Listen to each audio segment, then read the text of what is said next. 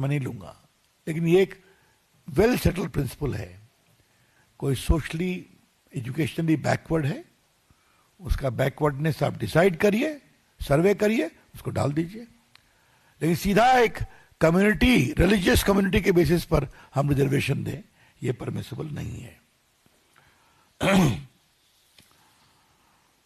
मनमोहन सिंह ने वही शुरू किया था, आपको याद होगा, Muslims have the first right over the national resources. और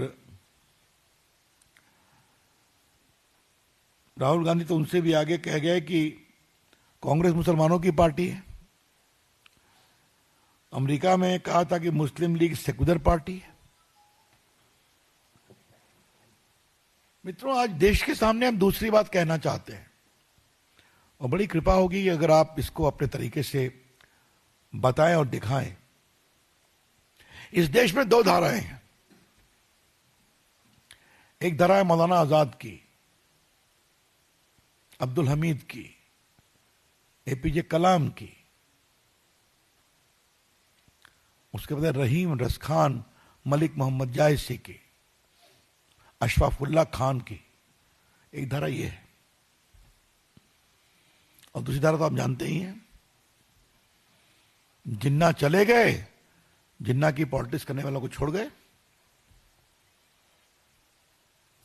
राहुल गांधी का कहा था ना कि मुस्लिम लीग इज सेक्युलर पार्टी, याद होगा आपको, अमेरिका में उनका स्टेटमेंट था। तो हम कैसे उस समाज के नेताओं को पैदा कर रहे हैं, ये बड़े सवाल है। हम बिल्कुल पक्ष में हैं। आज देखिए मोदी जी की सोच कि अंडमान में परमवीर चक्र अवार्डी के नाम पर टापू की घोषणा की गई, तो एक अब्दुल हमीद के भी नाम पर है। एपीजे कलाम को तो राष्ट्रपति हमारी सरकार ने बनाया था, अटल जी की सब थे प्रधानमंत्री तब।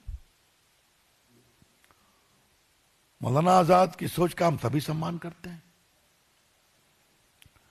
तो ये जो पूरी सोच है, आज चूंकि इस विषय पर प्रेस कर रहा हूं तो अपने एक अनुभव को आपसे शेयर करने की इच्छा है। अटल जी की सरकार में मैं इंफॉर्मेशन ब्रॉडकास्टिंग मिनिस्टर था, तो मुझे भारत पाकिस्तान के क्रिकेट को देखने का निमंत्रण मिला था लाहौर में। अटल जी से पूछा, कहा जाओ देखाओ क्या हो रहा है। तो ऐसा हुआ कि जहीर खान ने और इरफान पठान ने शुरू के 3-4 बॉल ओवर में ही 4-5 पाकिस्तानियों को आउट कर दिया। तो साहब आप सोच सकते हैं कि पूरा लाहौर गद्दाफी स्टेडियम फुल है और भारत के मुसलमान बॉलर पाकिस्तानी बैट्समैन को आउट कर रहे हैं। तो मेरे बगल में पाकिस्तान के विदेश मंत्री बैठे थे। मैं पूछा, जनाब प्रसाद साहब, ये जहीर खान कहां का मुसलमान है, इरफान पठान कहां का मुसलमान है? मैं चुप रहा।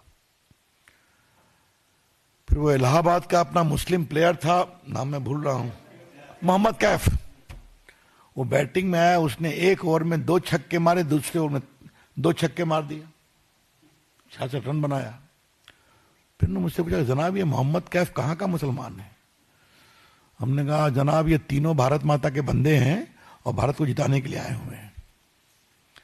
तो मुझे देखा, कहा आप बीजेपी वाले हो? हमने कहा जी, हम यही सम्मान करते हैं और यही सम्मान हम करते रहेंगे।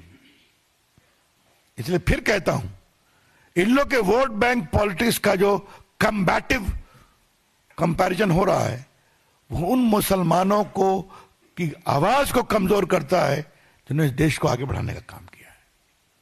और हम चाहते हैं वो आवाज मजबूत बने। कभी ठेकेदारी। तो रविशंकर प्रसाद को आप सुन रहे थे। छोटा सा ब्रेक लेना होगा।